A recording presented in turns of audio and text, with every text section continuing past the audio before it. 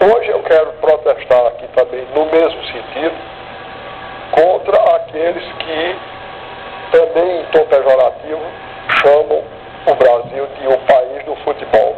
O Brasil de hoje é um dos poucos países que podem reunir em grandes espetáculos de massa o carnaval e o futebol.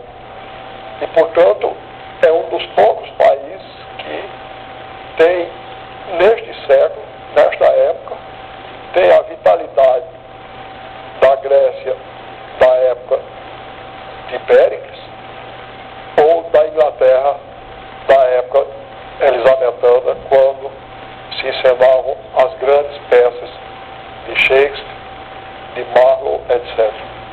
Você acredita na seleção do Dunga? Eu não sou especialista como ele e como vocês. O que eu tenho visto, acho que a gente ainda está indeciso. O momento está um momento decisivo que a gente está vivendo. Eu acredito que possa ficar bem, mas acho que nós estamos vivendo lá uma fase de transição e não tem rendido o que o Brasil todo espera da seleção, mas acredito que pode chegar lá. Adriano, o senhor falou que não entende como alguns escritores podem passar ao largo do futebol. Agora, essa é uma lacuna, né? Alguns defendem, por exemplo, a teoria que no cinema muitos não fazem cinema sobre futebol, porque o futebol seria tão perfeito que é difícil retratar. No Brasil, a gente tem Nelson Rodrigues, tratou muito do futebol, Zé Lins do Rego tratou exemplarmente, Drummond escreveu bastante sobre isso, mas não é uma marca dos nossos escritores também. Por que essa lacuna, um país tão rico no futebol, tão rico em literatura, mas os escritores não tratarem muito sobre isso? Não, às vezes tratam, às vezes até jogam, não é? O nosso grande poeta João Cabral de Melo Neto jogou. É engraçado que ele era torcedor do América. O poema mais bonito. Pois é, era torcedor do América, mas jogava no Santa Cruz. Ele jogou e jogava bem. Era grande amigo meu, fomos a vários jogos juntos, não é? E nesse tempo o Recife era calmo, nós íamos a pé. Ele morava perto do Parque Amorim e eu também. Nós nos juntávamos e íamos a pé para a Ilha do Retiro, assistíamos o jogo e voltávamos a pé conversando. Um dia ele contava muito essa história, que um dia a gente ficou conversando no portão da casa dele, depois do jogo, né? Aí no dia seguinte a mãe dele disse: "Você ontem veio para casa com o Ariano Suassuna, não foi?" Aí ele disse: "Foi." "Por que a senhora conheceu?" Ela disse: "Porque aquela gargalhada você só dá quando conversa com ele." O Juninho tem uma pergunta. Não, a gente estava conversando aqui quando eu cheguei. Eu tenho muita vontade de escrever sobre futebol, mas eu tenho muitas ideias, mas na hora que eu começo, sempre fica pela metade. Eu queria que o senhor me desse um toque, uma ajuda, porque olha, às vezes eu tenho uma ideia que no meio do caminho surge uma segunda, ela me atrapalha a primeira. Eu não sei quando o senhor tem as ideias, como o senhor faz? Eu anoto, quase sempre anoto no papel e desenvolvo depois. Então você faz o seguinte: você pega essas primeiras partes e desenvolva cada uma, vai guardando. E depois você... Professor melhor não podia ser, né, Juninho? Mas será que ele lhe ajuda ensinando um pouco de futebol, Ariano? Ia ter muito trabalho. Engraçado, eu gosto de futebol e desde menino. E inclusive jogava futebol. Agora, era o pior jogador do time.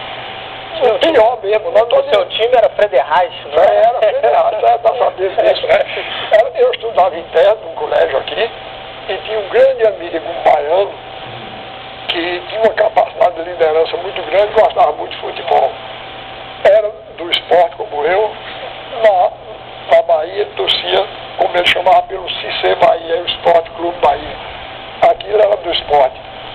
E ele organizou 3 times. 3 times com o nome de grandes craques: Feitiço, Jaguaré e Frederich. Eu era do Frederich, ele também. Agora, ele era centralizador, ele era técnico, diretor do time, ele fazia tudo. Jogava também. Jogava. Não ia sair nunca do time. E jogava bem. Jogava bem. Agora, o pior é que ele me escalava por amizade.